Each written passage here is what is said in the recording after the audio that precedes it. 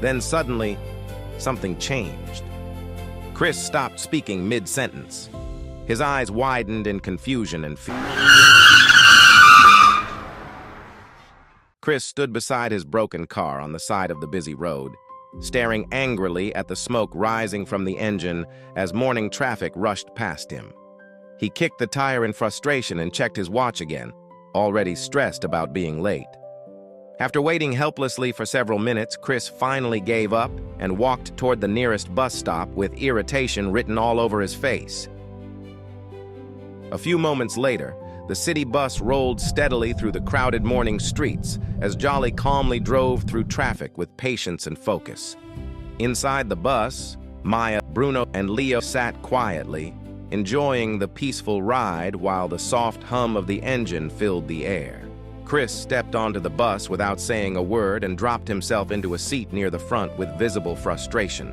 As traffic slowed again, Chris impatiently checked his watch over and over while letting out annoyed sighs. His frustration quickly turned into anger. Suddenly, Chris stood up and marched down the aisle toward the front of the bus. Jolly stayed calm at the dashboard, carefully steering through traffic while keeping his eyes on the road ahead. Chris stopped directly behind him and began shouting loudly. "You're moving like a turtle!" Chris yelled angrily. "We are all going to be late because of you." The bus instantly fell silent.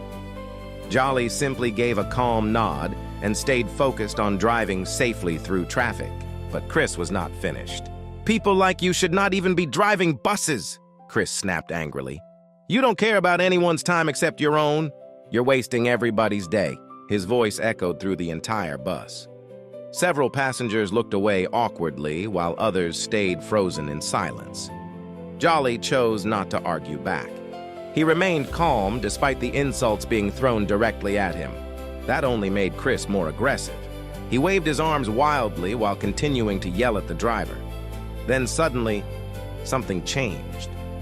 Chris stopped speaking mid-sentence. His eyes widened in confusion and fear. A violent tremor suddenly took over his body. Before anyone could react, Chris collapsed heavily onto the floor of the bus aisle. Maya gasped loudly in shock while Bruno immediately stood up from his seat. Without hesitation, Jolly reacted immediately. His calm expression suddenly turned sharp and focused as he firmly hit the brakes and safely stopped the bus on the side of the road. "Everyone move back and give him space," Jolly said firmly. Maya quickly grabbed her phone and urgently called for emergency help. "Hello? Yes, we need an ambulance immediately," Maya cried into the phone. Jolly rushed down the aisle and dropped to his knees beside Chris.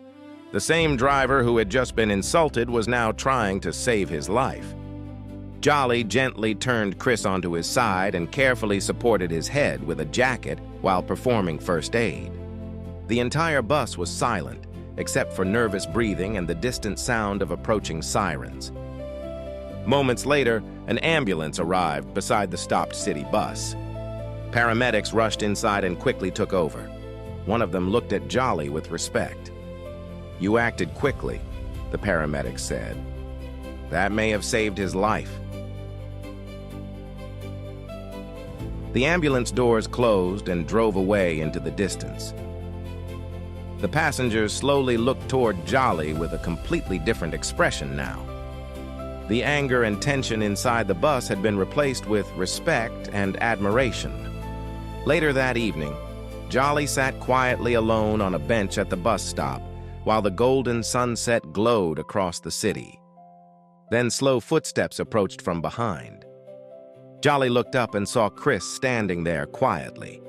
Chris no longer looked angry or arrogant. He looked humbled. He slowly walked closer while nervously rubbing his arm. "I am so sorry for my behavior earlier," Chris said quietly. "You saved my life." Chris lowered his head in shame as silence filled the air between them. "It's all right, friend," Jolly said gently. "We never know what battles others are fighting." Chris sat beside him quietly as the two watched the beautiful sunset together. And in that moment, Chris finally understood something important. True strength is not shown through anger or insults.